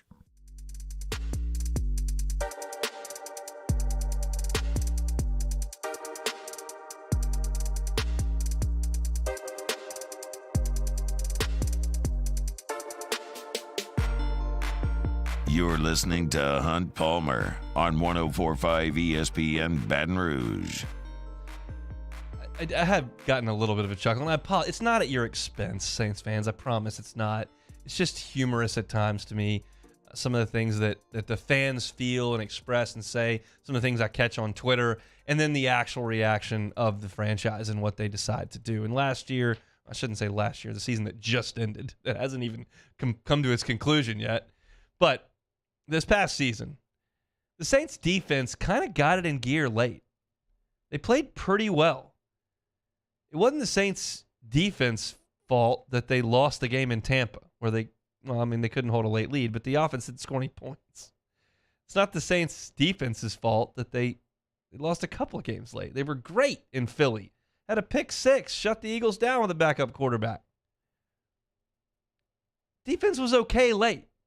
It's the offense that everybody's going, come on, get it in gear. And I know they were missing half the receiving core half the year. They had the backup quarterback who was then their starting quarterback, but it's really a backup quarterback in there. Offensive line issues. I get it. But the offense seemed to be a little bit stickier than the defense. The defense seemed to be moving in the right direction. You would expect that because Dennis Allen is a defensive head coach. He was the defensive coordinator for some great defenses that the Saints had out there. And I'm not saying the defense was perfect. They gave up more rushing yards this year than they have in the past. Their pass rush wasn't awesome. But in terms of just production and how many points they allowed, the Saints weren't awful. The offense seemed to be a little rougher than, in my opinion. So naturally, the Saints come out and say, offense is good. Pete's got it. He's good. Defense, sorry. Chris Richard, get out. Nielsen, take that job with the Falcons. All right, we're going to overhaul the defensive staff here. We know that it's Dennis Allen's defense, so it's probably not going to change that much, but that's the fix. That's what we got to go get. Not the offense that's searching for its identity post-Breeze and Peyton that Carmichael tried to give and didn't really. The defense, which actually was decent. We'll change that up. So as I mentioned, CODC's Chris Richard is out. They parted ways with him, and Ryan Nielsen went to become the defensive coordinator at Atlanta. So they're starting some interviews to who they want to bring in as a defensive coordinator. You understand that Dennis Allen's going to be very hands-on with this because this is his side of the football. He brought in Joe Woods for an interview this week. And, well, who's Joe Woods? Well, Joe Woods is a 26-year coaching vet. He's 52 years old. He's been all over the map, and I can't help but have noticed on his resume that he coached for 3 years as a defensive back coach at Grand Valley State. What is in the water in Grand Valley State? It feels like everybody has either come through. There's two schools that I think everyone has coached at: Grand Valley State or Valdosta State. Muschamp and Kirby and all those guys were over at Valdosta State once upon a time. Brian Kelly and all his people were at Grand Valley State. He had Den Brock there. Like, everybody comes from Grand Valley State. But this guy did spend some time at Grand Valley State, and then he graduated to the NFL ranks in 2004 with the Buccaneers and worked his way up to where he became a defensive coordinator with the Denver Broncos from 2017 to 2018. He was with the 49ers as a DB coach for a year, and then he's been the defensive coordinator for the Cleveland Browns for the last 3 seasons. He was let go at the end of this year. I watched the Browns play a couple of games this year. I don't know that the Saints game carries too much weight because it was negative degrees. But I did watch them play the Bengals, and they were pretty tough to deal with in that game. It is the Browns. They haven't been great. But this is the guy that I think Dennis Allen is very familiar with because of his time in the league, and is a guy that I think has a chance to land this job. I say all of that and walk all the way around that bush to go, does it really matter? Dennis Allen's the defensive coordinator. I don't care who they fill the defensive coordinator spot with. I care who they fill defensive tackle with. They got to get tougher on the interior. I care what they do with Cam Jordan, Marcus Davenport. What is Peyton Turner going to do? What are you doing at safety? That's what I care about. The defensive coordinator position here just doesn't rev my engine. Offensive coordinator might have. Defensive coordinator, I got a tougher time with. So we'll continue to update you as things move forward. But it just doesn't necessarily do a ton for me that they're looking into another defensive coordinator. We'll see. When they make a hire, we'll determine what exactly it is. I wanted to transition to this story because I think it's fascinating. It's a spat on tickets between Iowa and Illinois in college basketball. Listen to this. So, Illinois' student section is called the Orange Crush. That's what they call themselves. And they make a trip every year to a road game. So this year, their plan was to go to the Iowa game as a student section. But that got thwarted this week. So the Orange Crush, which has a Twitter handle, came out and released a statement basically throwing Iowa and their ticket department under the bus. They say, unfortunately, the University of Iowa Athletic Department today notified us they have invalidated all 200 of our tickets that we legally purchased. It's highly unfortunate for our group that this trip has been canceled because we were looking forward to it since receiving the tickets in the mail in October. It's highly unfortunate the 150 students that collectively fundraised a total of $2,649 for local charitable organizations in order to be invited on this trip. And most of all, it's highly unfortunate the University of Iowa and their athletic department refused to face the consequences of the mistake that they made. It continues on, saying that it's a 501c3. They lost nearly $6,000 from the $30,000 annual budget trying to buy these tickets. And finally, as they say, most importantly, we want to emphasize the utmost gratitude that we hold for those who did donate to be a part of the trip. Your fund will do wonders in the community.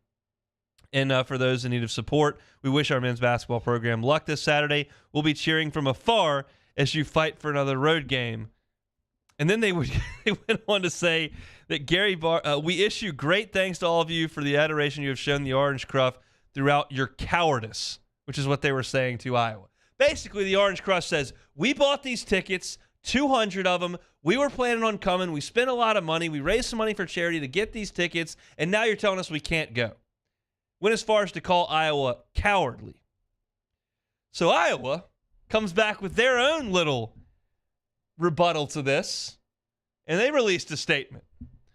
So the Iowa Athletics Department became aware of a discounted group ticket order for the Iowa-Illinois men's basketball game on behalf of an Illinois chapter of the Boys and Girls Club. In following up with that organization, it became very clear this was not factual. When contacting the individual who made the original ticket order, they admitted to falsely ordering tickets under the nonprofit organization. Iowa Athletics has refunded the original ticket order and donated tickets to the Boys and Girls Club of Cedar Rapids. We look forward to welcoming these kids to a sold-out Carver Hawkeye Arena this Saturday. Now, I don't know all the inner workings of 501c3s, nonprofits, Boys and Girls Clubs, group ticket orders at Iowa. I don't know all the dynamics. But it appears the Illinois student section posed as the Boys and Girls Club, purchased a ton of tickets. Then, when they got called, the Boys and Girls Club's like, yeah, we don't know anything about any tickets. So they called the person who ordered them like, yeah, we're not really the Boys and Girls Club, but we'll see you on Saturday. And I was like, well, no, you won't. Like, I don't know how big Iowa's arena is. I don't know how big an impact 200 people can make.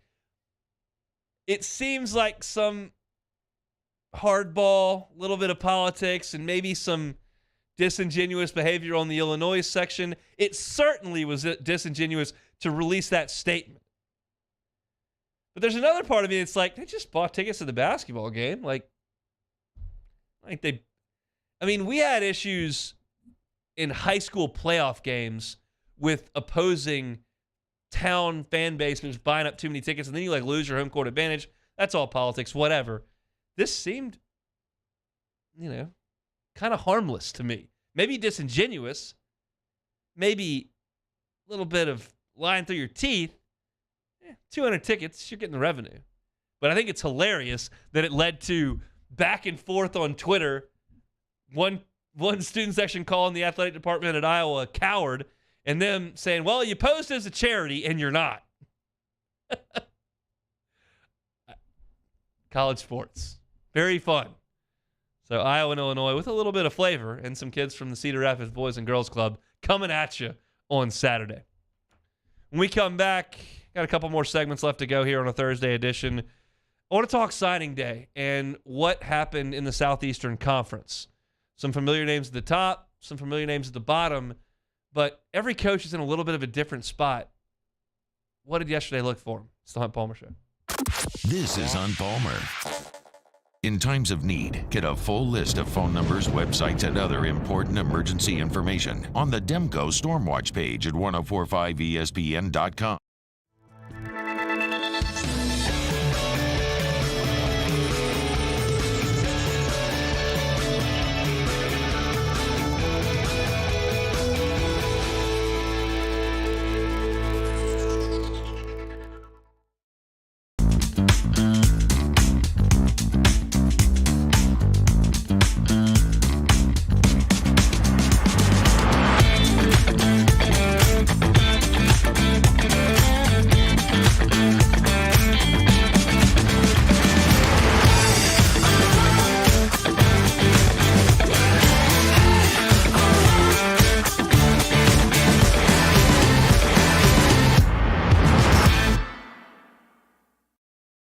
Griffon is back. The voice of Louisiana politics makes his return to Baton Rouge. Catch the Moon Griffon Show weekdays from 9 to 11 a.m. on Talk 107.3. I had to leave my parents. I had to move schools. I don't know anyone here. Everything keeps changing. Why is this happening to me? I'm sure glad you're here. Change a child's story. There's a child in foster care waiting for a volunteer like you.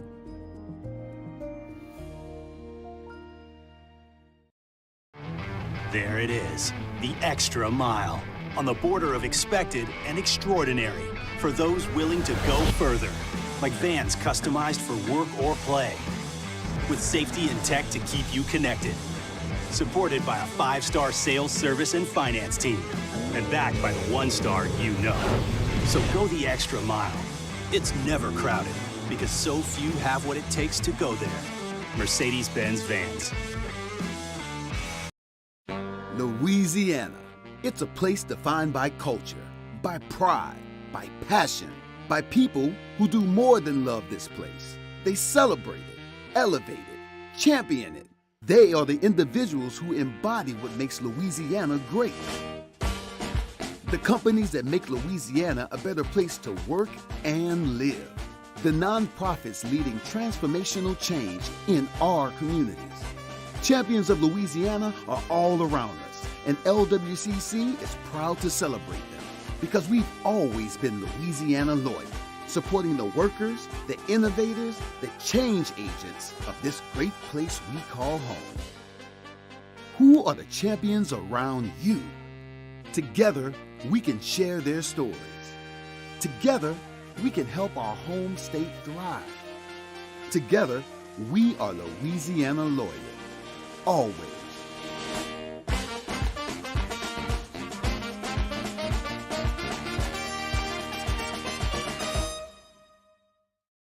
Hi, I'm Brandon Landry, founder and CEO of Walker. Hi, my name is Dr. Craig Green. This is Ryan Terrio with HUDCORoofing.com. Hey, it's Matt Moscona. No matter how big your commercial roofing job, HUDCO can help. My patients come to me because they trust that I can get the job done at a high level. Ryan Terrio and Richard Tilley have the same level of trust when it comes to roofing. If you have a roofing issue, call HUDCO Roofing. Give us a call, 364-1007, and we'll come to your house and give you a free inspection. Gulf Coast Bank and Trust is giving our customers the power to bank anywhere, anytime during this challenging event. And we're right there with you. Our mobile banking app is a smart way to manage your money and time. Gulf Coast Bank and Trust, the bank that cares about you. Inviting you to join us for Thursday's AFR, presented by the Aesthetic Medicine and Anti-Aging Clinics of Louisiana. Dale Brown Court is in jeopardy. We're shining the light on what some power brokers are trying to do in private. Join us, 104.5 ESPN Baton Rouge.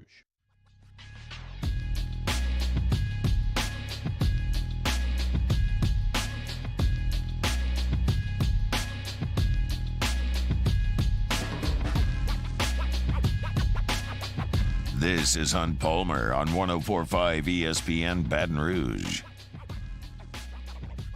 Working towards the weekend here, Thursday edition of the Hunt Palmer Show. Saw some news on Football Scoop just now on Twitter that Doug Nussmeier is emerging as a candidate as the offensive coordinator at Michigan. So, look, they got J.J. McCarthy. He played pretty well for him this past year. I'm not ready to jump off a cliff and say, oh, Doug Nussmeier's back in college and Garrett can transfer. He'll see you in Michigan. Not quite there. Just passing along the information that it appears that Jim Harbaugh is looking intently at potentially hiring Doug Nussmeier to go up to Ann Arbor to run his offense. So we shall see. Yesterday, the second national signing period opened for football, and basically the hay is in the barn for everybody here. So I wanted to take a look at it and kind of see overarching themes of the high school signing classes. And I am fully aware that you can add 100% of your talent out of the transfer portal if you want, and that acquiring a bunch of high school 4 and 5 stars is not necessarily the only way to skin the cat. I think it's preferred by most coaches. So it's important, but you can certainly supplement. We all know that now. So I'm not suggesting that if you signed a quote-unquote below average class or poor class, that it's some sort of death knell for your entire time there at a certain school. But I do think that it is important, so I'm gonna go to it. So we were curious as to how Nick Saban was going to respond to A&M going out and signing a bunch of 5 stars last year. I think we got our answer. On the 247 composite, Bama signed 9 5 stars and 18 4 stars. It takes LSU about 6 years to sign 9 5-stars. So it was a pretty salty class. Up there in Tuscaloosa, they are the number 1 in the nation. Georgia finished 2nd in the country. They also signed 5 5-stars, 17 4-stars. LSU finished 6th in the country on 247, 5th in the country in on 3. They were 3rd in the Southeastern Conference both ways. So LSU right behind Alabama and Georgia in terms of their high school signing class. That should make you feel pretty good. 4th best signing class in the SEC for high school players. Tennessee. And not that Tennessee is recruited very poorly under Dooley or under Butch or under Pruitt, but Heupel's got a little bit going up there. And so for them to finish in the top 4 of the SEC, they finished 9th nationally on 247. They finished 12th nationally and on 3. I think that's a solid class for Josh Heupel in Tennessee. We were all kind of laughing at Billy Napier about all the recruiting stuff. I mean, they finished 5th in the league on 247, 14th in the country. They were 11th in the country on 3. That's not an awful class for Billy. Texas A&M didn't exactly go nuts this year. They were 15th in the country. They signed 2 5-stars and 11 4-stars on 247. They were 15th nationally on 247 and on 3. So A&M, a nice class, but nowhere near what they did in year 1 of the NIL era. Now, here's one that's interesting to me. Really strong class, really strong close. One of the guys with one of the tougher jobs in the SEC, and that's South Carolina. They finished 7th in the SEC, which isn't great, but 16th in the country on 3 and on 247, and they finished with Nicholas Harbor yesterday, 5-star recruit. That's a hard job. Clemson is right there. Georgia is right there. Tennessee is right there. It's tough to recruit that state right now if you're South Carolina, but Shane Beamer has done a pretty good job, so I think that's impressive. Hugh Freeze, I'll give him a pass for having the 8th or 8th class in the SEC. That's fine. Arkansas, right where they usually are, about 9th in the league. They're going to have to hit the portal really hard. Arkansas did not sign a 5-star. They signed 8 4-stars. They were 22nd and 24th, respectively, in 247 and on 3. So, mediocre. Same thing with State. That's where you'd expect them to be. So, Arkansas and State, they're going to be right around 30, right around 25, bottom half of the SEC. That's just where they live. But Ole Miss, I don't think, has to live there, especially under Lane Kiffin. And for them to have the 11th ranked class in the Southeastern Conference, 27th nationally by a 247, 1 5-star and 6 4-stars, I know they got Walker Howard. I know they went in the transfer portal and got Zach Evans last year. And I know they continue to work the transfer portal. And that's a big deal for Lane Kiffin. But I feel like he should recruit at a higher level than that. He's high profile. His offense looks fun. He's not the most personable guy, apparently, behind closed doors. He's funny on Twitter, but that doesn't necessarily mean you're great at selling yourself in your program. But it makes me believe if you're going to continue to sign classes behind Arkansas and Mississippi State and South Carolina, can I really expect you to make real moves in Oxford? Yeah, you were 7-0. You finished 8-5. That's not good enough. Unless you're just going to wreck it in the transfer portal, that's not a good enough class to me. Now, Kentucky here is the 12th ranked class in the SEC. I think Mark Stoops has pulled a Mark Hudspeth. For those that don't follow, Mark Hudspeth was the hot name in the Southeast because he won 10 games back-to-back years at ULL and went to the New Orleans Bowl. All right, Mississippi State, Ole Miss, Auburn, Hudspeth, he's going to be the next guy. And then all of a sudden, you don't win quite as many, and you don't win quite as many, and then you become a defensive assistant somewhere, or you're stuck there. And I think Mark Stoops' name was hot enough over the last 2 years where he could have parlayed it to a different job, one that maybe has a higher ceiling. But he didn't. And now you signed the 12th ranked class in the SEC with no 5 stars and 8 4 stars, and you're ranked 31st in the country nationally. And they've been good on offense. They've been good on defense, and they've had an offense that had struggled, and then they kind of found it with Liam Cohen, and they had the first-round pick at quarterback, and they got worse this year.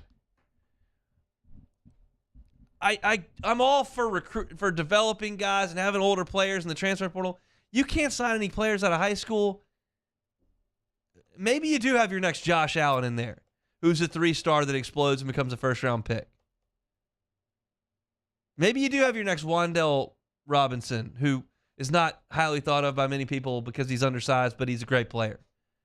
But once again, I'll take my 5-star army with 4 stars in it compared to your 3-star army with a couple 4 stars in it, and I'm going to win more often than not. And I just feel like Mark Stoops may have overplayed his hand. Maybe he just has no interest in going elsewhere. But if he wanted to win a national championship, compete for championships at a real level, he's not at Kentucky, especially not signing classes like this. And then, look, Coach Drink, 0 5 stars, 5 4 stars, number 36 class in the nation via On 3. That ain't it. I realize Missouri's not a hotbed, but that's not enough good players. And he's a guy that is personable and is outspoken and is front and center and is the face of his program. That's not good enough recruiting. Tough to recruit to Missouri. They got to go to Texas and try to dig some out. There's not a ton in your state. May have to go to the Kansas JUCOs or something. But that's not great. And then Vanderbilt, I don't expect anything from. They signed 1 4-star. They're Vanderbilt. It is what it is. But I think the big stories from SEC football in their high school classes are Saban, 9 5 stars. Come on, chill. Kirby's still there. Brian Kelly's still there. Nice work from Heupel. Jimbo cooled off a touch. State and Arkansas are what they are. Ole Miss, probably need to step it up a little bit. Kentucky, Stoops, plateauing big time. And Vandy, still Vandy. Coach Drink at Missouri, got to do better. Got to do better than that. He wouldn't say that, but he knows. Can't win with a few 4 stars. It's the 104.5 ESPN Big Game Contest. It's presented by Heineken Silver, where you can win $50,000 in cash if your name is drawn from the pot and you've correctly guessed the final score of the big game next week. We'll also be selecting a guaranteed local winner, the 104.5 ESPN Big Game Contest, presented by Heineken Silver. All the taste, no bitter endings. Get your score guesses in now at 1045ESPN.com. We'll come back, close up shop on a Thursday. Hunt Palmer Show. This is Hunt Palmer. Our listeners fire off their opinions on the jimsfirearms.net hotline at 499-1045. Keep listening for your next chance to shoot us your thoughts with the jimsfirearms.net hotline on 1045 ESPN Baton Rouge. There it is, the extra mile, on the border of expected and extraordinary for those willing to go further, like vans customized for work or play, with safety and tech to keep you connected. Supported by a 5-star sales, service, and finance team, and backed by the 1-star you know. So go the extra mile. It's never crowded, because so few have what it takes to go there. Mercedes-Benz Vans. I had to leave my parents. I had to move schools. I don't know anyone here. Everything keeps changing. Why is this happening to me? I'm sure glad you're here. Change a child's story. There's a child in foster care waiting for a volunteer like you.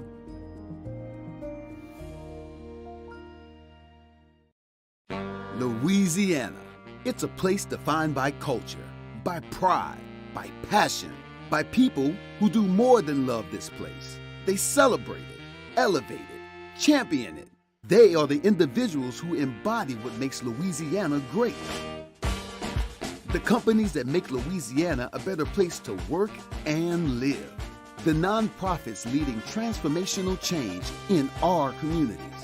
Champions of Louisiana are all around us, and LWCC is proud to celebrate them because we've always been Louisiana loyal. supporting the workers, the innovators, the change agents of this great place we call home. Who are the champions around you? Together, we can share their stories. Together, we can help our home state thrive. Together, we are Louisiana Loyal. Always.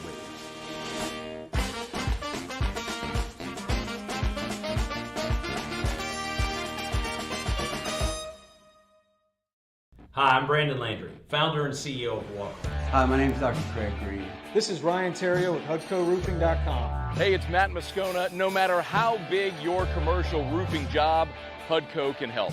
My patients come to me because they trust that I can get the job done at a high level. Ryan Terrio and Richard Tilley have the same level of trust when it comes to roofing. If you have a roofing issue, call HUDCO Roofing. Give us a call, 364-1007, and we'll come to your house and give you a free inspection. Follow us on Twitter at 1045ESPN to cast your vote in the Citizens Bank and Trust Poll of the Day. Vote daily inside Off the Bench, anytime. Hunt Palmer. And after further review, Citizens Bank and Trust brings you the Poll of the Day via Twitter at 1045ESPN.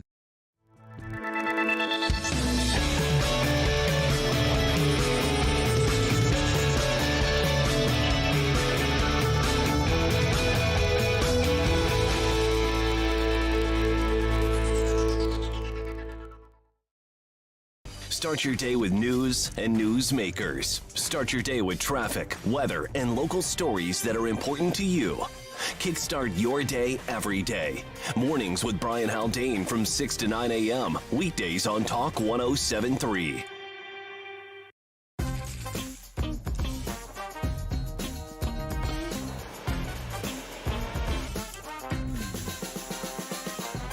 The best kept secret in town is out. Discover Tallulah at the Renaissance Hotel on Bluebonnet.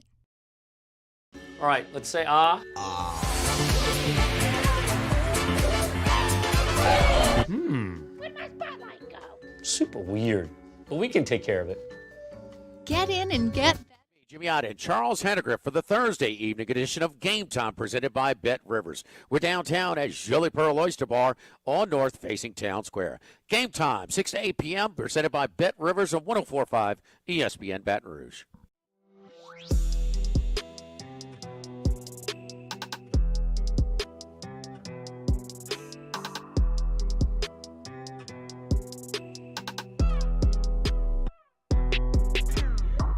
You're listening to Hunt Palmer on 104.5 ESPN Baton Rouge.